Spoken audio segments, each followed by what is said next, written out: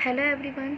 आज के वीडियो में हम करेंगे क्लास 8 का इंग्लिश का poem the ant and the cricket. तो ये पोएम है एंट और क्रिकेट के बारे में। इसमें 4 लेग्स वाले क्रिकेट के बारे में बताया गया है, पर ये अप्लाई 2 लेग्स वाले क्रिकेट पर भी होता है। तो चलिए स्टार्ट करते हैं।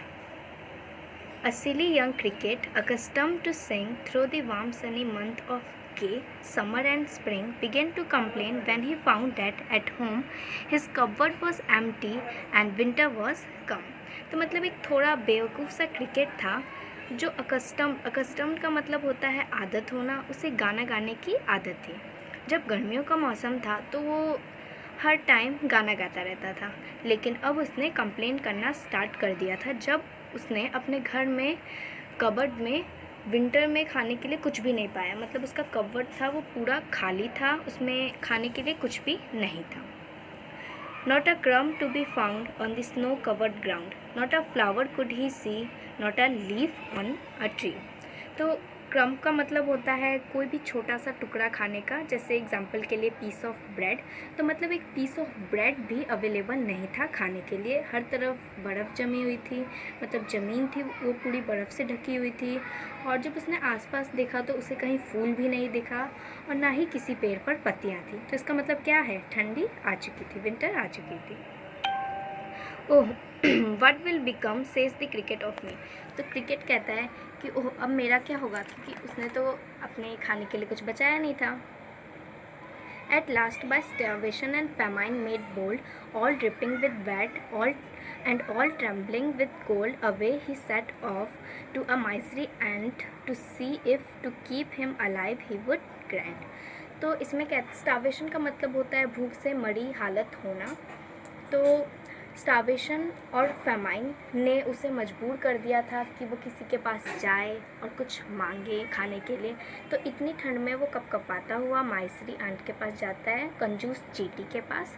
वो सोचता है क्या पता वो उसे कुछ खाने के लिए दे दे जिससे उसका ठंडियों में काम चल जाए। He would grant him shelter from rain and a mouthful of grain he wished only to borrow. He would repay it tomorrow। तो वो सोचता है क्या पता वो चींटी उसे रहने के लिए घर दे दे जिससे वो बारिश से बच जाए, और mouthful of grain they they. Mouthful grain का मतलब है इतना दे दे कि उसका थोड़ा बहुत पेट भर जाए। और जो क्रिकेट था वो सिर्फ बोरो करने का सोचता था। वो सोचता था कि मैं आने वाले कल में उसे रिपे कर दूँगा, वापस कर दूँगा। If not he must die of starvation and sorrow. तो वो सोचता है अगर वह ऐसा नहीं करेगा तो स्टार्वेशन यानी भूख से मरी हालत होना, और सॉरो का मतलब होता है दुख, भूख और दुख से वो मर जाएगा। Says the ant to the cricket, I am your servant and friend. तो जो चींटी होती है वो क्रिकेट से कहती है मैं तुम्हारी गुलाम हूँ, मैं तुम्हारी दोस्त भी हूँ। तो चींटी कहती है but we ants never borrow, we ants never lend. हम चींटियाँ ना ही कभी बोरो करती हैं ना ही कभी land. But tell me dear cricket, did you lay nothing by when the weather was warm. तो चींटी जो होती है वो क्रिकेट से कहती है अच्छा क्रिकेट मुझे ये बताओ, जब मौसम वार्म था, स्प्रिंग था, तब तुमने क्या विंटर में खाने के लिए कुछ भी नहीं बचाया। तो जो क्रिकेट होता है वो कहता है नहीं, my heart was so light that I sing day and night for all nature looked gay, you sing sir you sing. तो जो क्रिकेट होता है वह कहता है कि मौसम इतना अच्छा था कि मेरा मन हल्का रहता था, तो मैं दिन रात गाना गाता रहता था क्योंकि मौसम ही इतना अच्छा था। चींटी कहती है go then says the ant and dance the winter away. तो चींटी कहती है जाओ फिर बाहर जाओ, डांस करो, अब विंटर को यहाँ से भगा दो।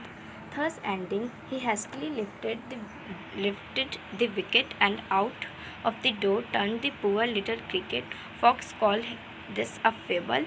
I will warrant it true. Some crickets have 4 legs and some have 2। तो एंडिंग में जो क्रिकेट होता है बाद में थोड़ा परेशान होकर धीरे धीरे डोर से बाहर चला जाता है।